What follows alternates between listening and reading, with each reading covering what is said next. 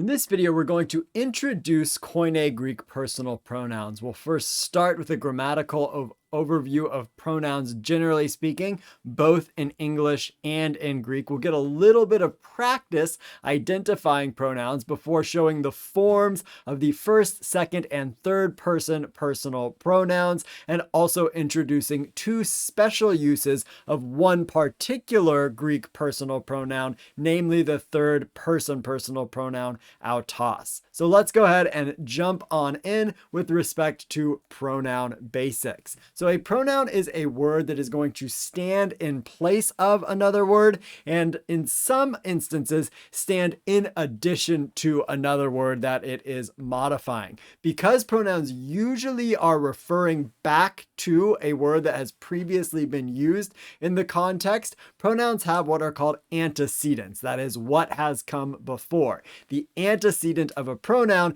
is that to which, the noun to which the pronoun refers. And usually this is explicitly stated previously in the previous context. Sometimes it's not explicitly stated, however. It might be, the noun might be embedded in the verb of a previous sentence. For instance, I teach Greek. Do you know me? The personal pronoun there is me. In Greek, the I teach would be one single word, didasko, and so that I is embedded in the verb, whereas the me in the second sentence would be the personal pronoun that is stated, though not explicitly. There are different kinds of pronouns. We are talking in this video specifically about personal pronouns. We'll introduce these other ones in other videos. A personal pronoun is the most basic and the most common form of the pronoun. This is going to be he, she, it, and they. There are also demonstrative pronouns, this, that, those, and these in the plural. There are relative pronouns, the whos and the whiches. And there are also reflexive and reciprocal pronouns, which sort of have an action back or circular. In the case of reciprocal, sort of back and forth. Reflexive is back towards the person. So reflexive is going to be like myself. Interrogative, an interrogative pronoun interrogates, usually asking a question. And then an indefinite pronoun sort of stands in place of an indefinite article because Greek does not have an indefinite article like a or an in English. So because pronouns have antecedents and because they're referring back to that antecedent, they are going to match that antecedent in gender and in number, but not necessarily in case. So how you know what it is to which a pronoun is referring is by the gender and the number of the pronoun matching something that came previously.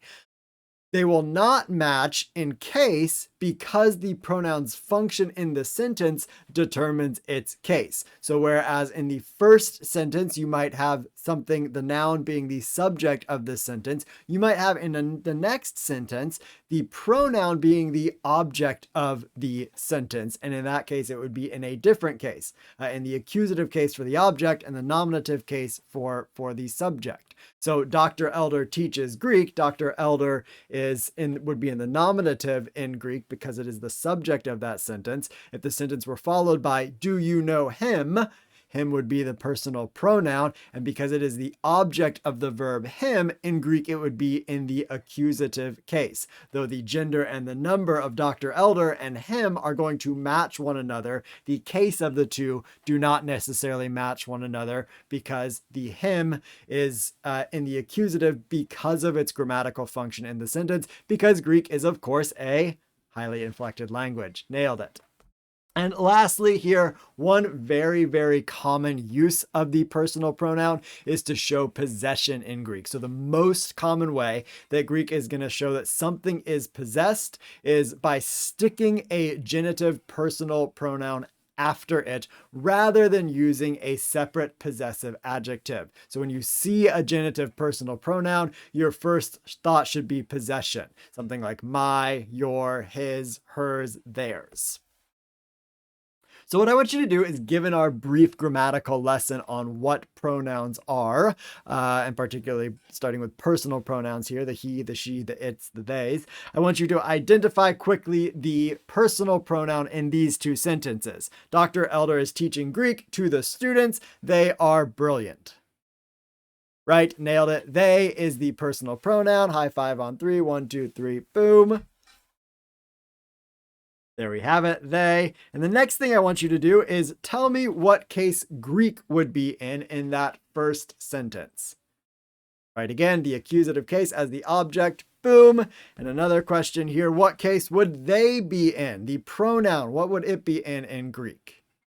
That's right, the nominative case because it is the subject of the verb are. They are. So we would put a box around it in my marking system. And over here, to the students is the indirect object. So this would be the dative case in Greek. And notice these cases would not match, though the gender and the number of the two would match. So they are going to be plural, and probably neuter as a gender inclusive group. So next thing here, I want to do this in Greek. I want to show you an example of this in Greek. We have ha lithos esti kalos. This means the stone is good or beautiful. Blepes auton. Do you see it? So this here is our verb, blepes. Quick parsing quiz. What is that? That's right, present active indicative, second person singular from blepo. So translated, it's going to mean you see. And then the object of it is going to be this personal pronoun here. We haven't introduced the forms. I recognize that. Auton is the personal pronoun, and it's the object of the sentence. You might notice here this ton looks a whole lot like the accusative definite article. You take out that and it looks like something you know. Definite article is your very good friend. We're going to circle back to this in just a minute. Do you see it? And so the it here is referring back to the lithos. Notice here, the lithos, the stone, is nominative, masculine, singular. Our very good friend, the definite article, is telling us that, as is this second declension os ending. Esti is our present indicative verb. And then kalos is actually another nominative, a predicate nominative that's predicating something about the stone. But this auton here is in a different case than is ha lithos, though it is the same gender and number. It's masculine and singular. So if we go down here, we have a very, very similar sentence, but instead of the stone being beautiful, in this case, the child is beautiful, and the child is neuter, ta technon, definite article, our very good friend, telling us that we have a neuter nominative singular. It also looks like an accusative because remember in the neuter, nominative and accusative look the same. And then over here in our next sentence, do you see is our verb. And again, auta is our object. And this time, again, referring back to the antecedent here, but notice the difference. No nu at the end because this is the neuter form of the personal pronoun. And notice how it looks like the neuter definite article in the singular, accusative, and nominative. Once again, memorizing that definite article paradigm, as we're going to see in just a second, is going to pay off because that's essentially what this is.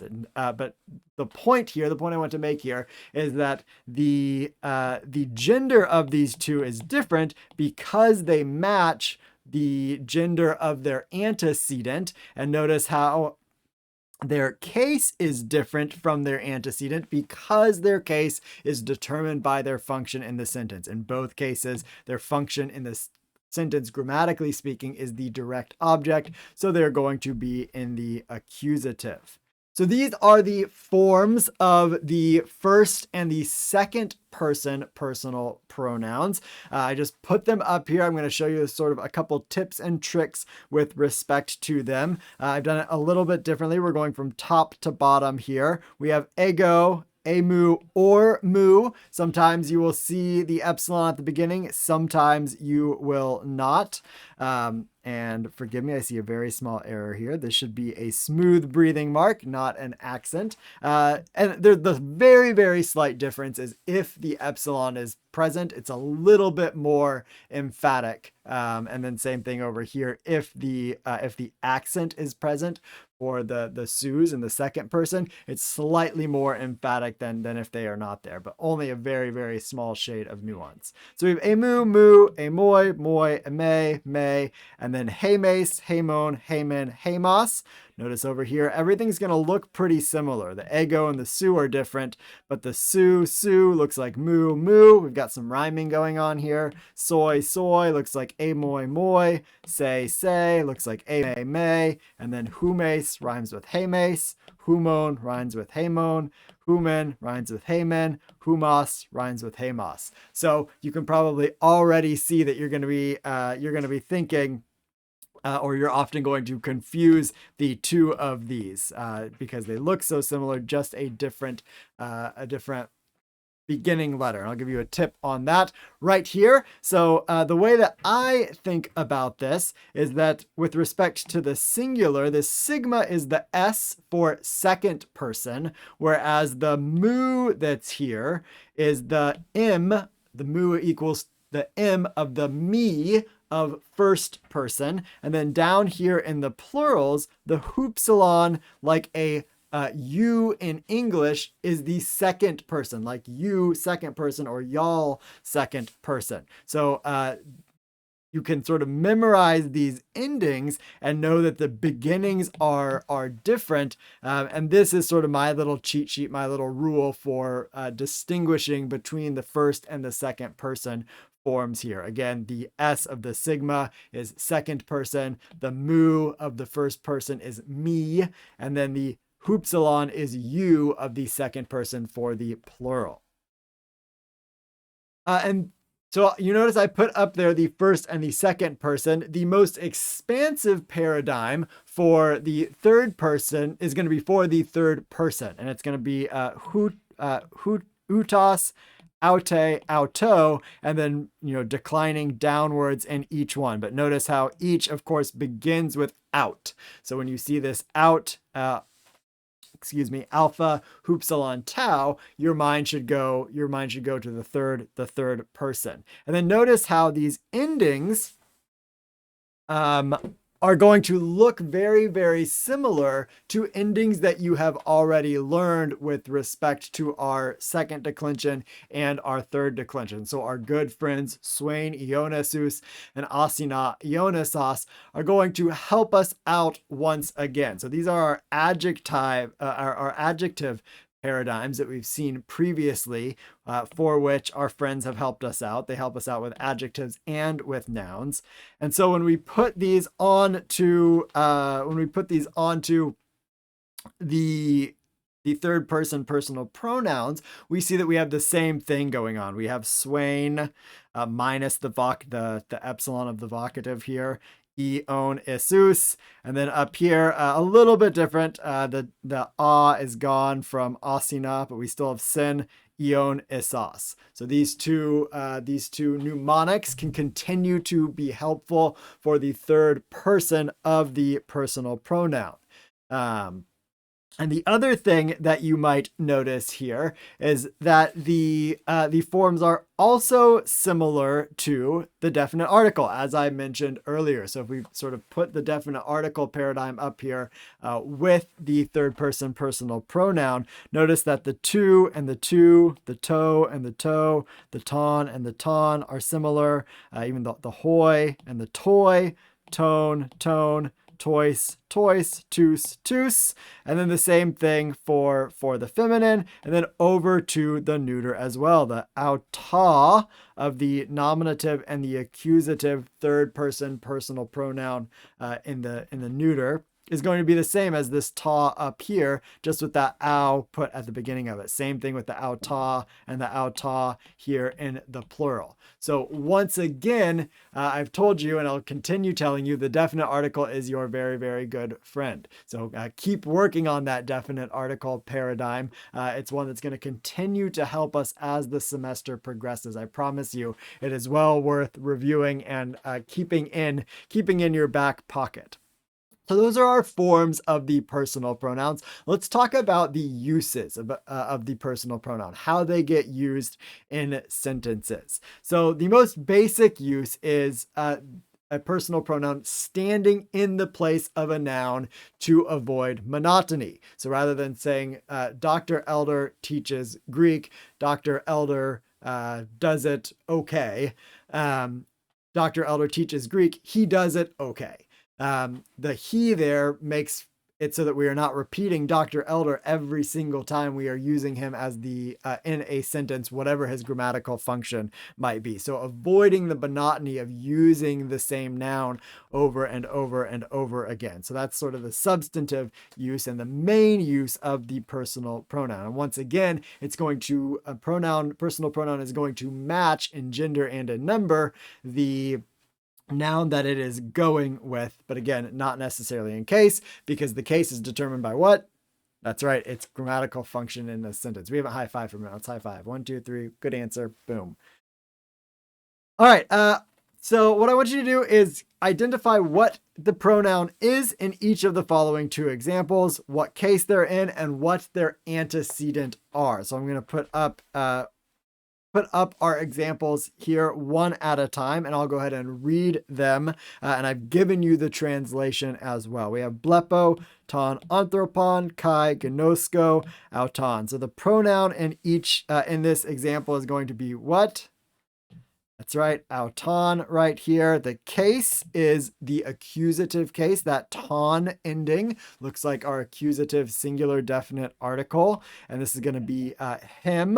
And the antecedent is going to be ton anthropon, also in the accusative, but also in the masculine and the singular. So this is a masculine singular accusative. This is a masculine singular accusative. They're both accusative because they're the object in the clause. This is not accusative because this is accusative. This is accusative because it's the object of gnosko. Let's go ahead and do another one here.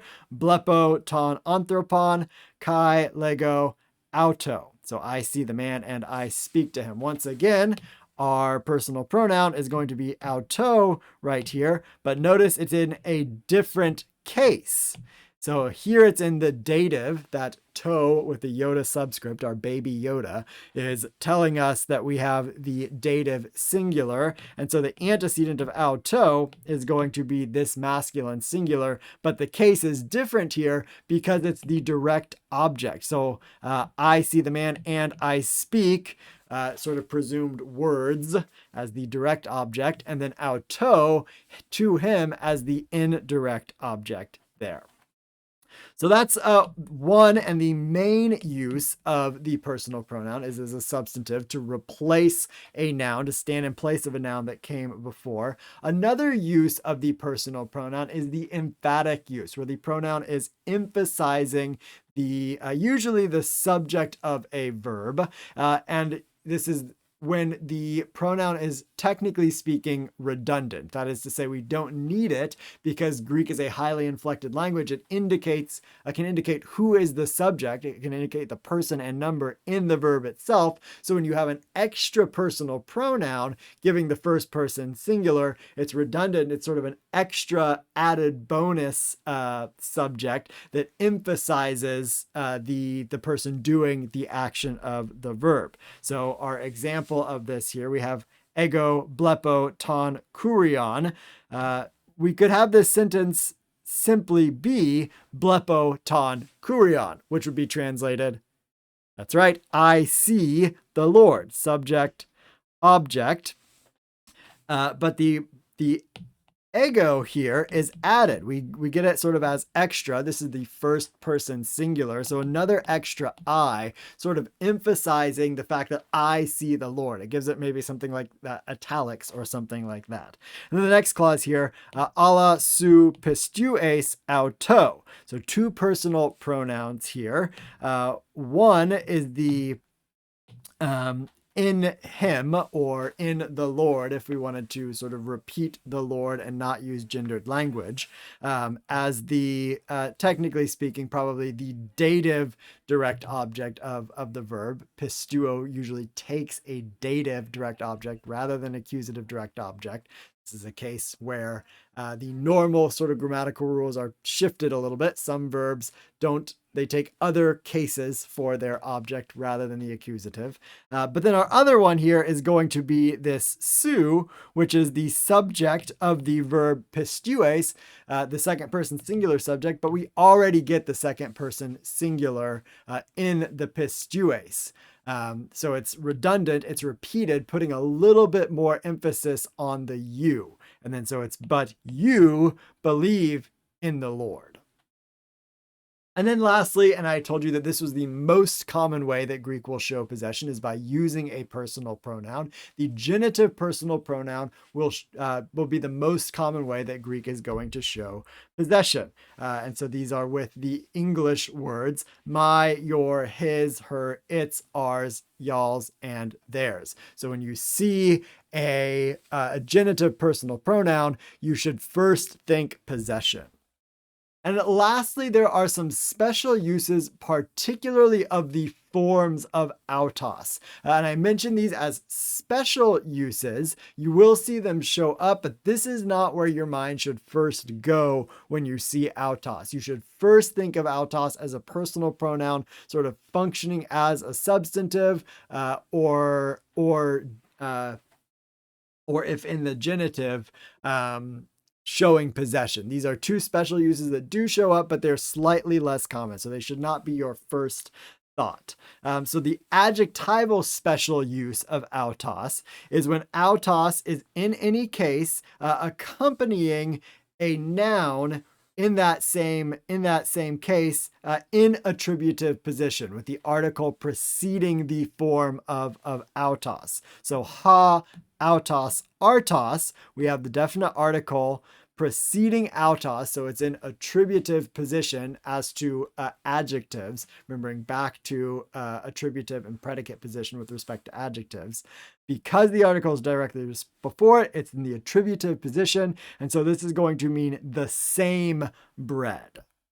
The other special use of autos, again, is going to be in any case and matching the noun that it's modifying in any case in predicate position, that is the definite article is not directly preceding it. So it may follow the noun that is going with, or it may go before it. And this is going to be translated as self or self. It's again sort of intensifying and almost has a sort of pointing function to it. So ha, artos, autos, the bread itself. It sort of intensifies the bread in the clause. Or su, autos, gnoskos, autos going with su. So this is sort of like a double emphasis. So we already could have you know with just gnoskes. Little bit more emphatic with the su gnoskes, and then with the su autos gnoskes, the autos in the nominative because it's going with the su that's also in the nominative, is you yourself know, sort of the most emphatic way to put emphasis on the subject there. And then the very last one, and our very last thing for this video, autos gnosko. I know. Normally, or I myself know. You're going to see this one a little bit less frequently because it makes more sense in Greek to use that first person plural, the first person singular ego form. But sometimes you will see autos there and you'll think, why is there a masculine third person with a first person verb? And so I tell you this just to sort of, when this weird clause does appear, you know that this is sort of actually functioning like a first person pronoun, like an ego. I myself know.